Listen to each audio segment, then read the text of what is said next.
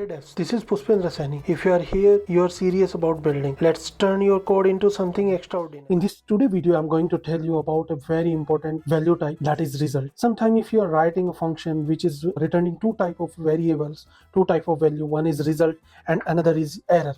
So might be you are confused like how to write that, or might be you are using the classic way to implement that, that is a completion handler.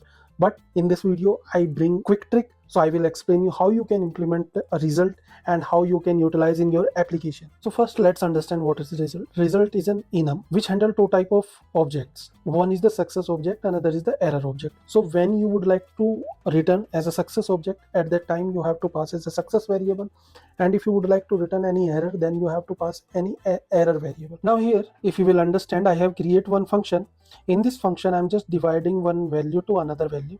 In onAppear, I'm calling this function. So how I have written the result.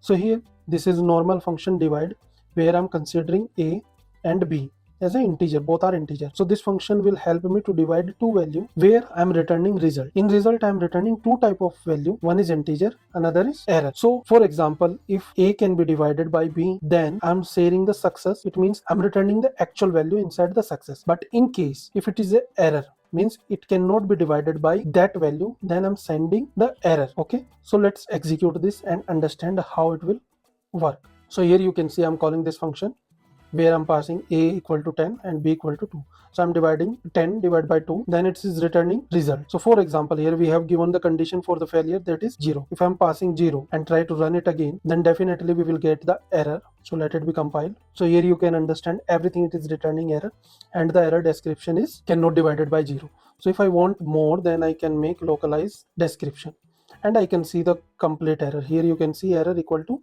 cannot divided by 0. So like that you can use the result variable, and this is very helpful for reducing the callbacks, and it can improve your error handling basically. Now the big question for the developer is that why we need to use the result. So result makes your code clean, scalable, and forced to handle explicit errors. So for example, if you need to return this as an error, then might be you need to write in that way, right? So here what you are checking unnecessarily if it is not equal to null, and if it is null or nil, then you are writing many of the conditions. So without writing those conditions, you can keep your code. It's very simple, readable. Here you can easily understand, okay, the success value will come here, if it is failure, then the error will come here. So it's very easy. So there are many of variations is there for using this function callback, and you can use like while you are fetching data from the REST API, there you can use, and the main use is there for this type of function. So here many developers is still doing that type of mistake. They are using the optional plus nil, the combination of both, for error handling, but that is completely wrong. If something is given by the script, you have to use that. So I would like to explain that thing only. The small things can help you to make your programming is best and better. So do not just skip any of the important step or any of the important trick. Subscribe to my YouTube channel and keep learning the new logic into the SwiftUI programming language and many more into the Android programming language. Thank you so much. Have a great time.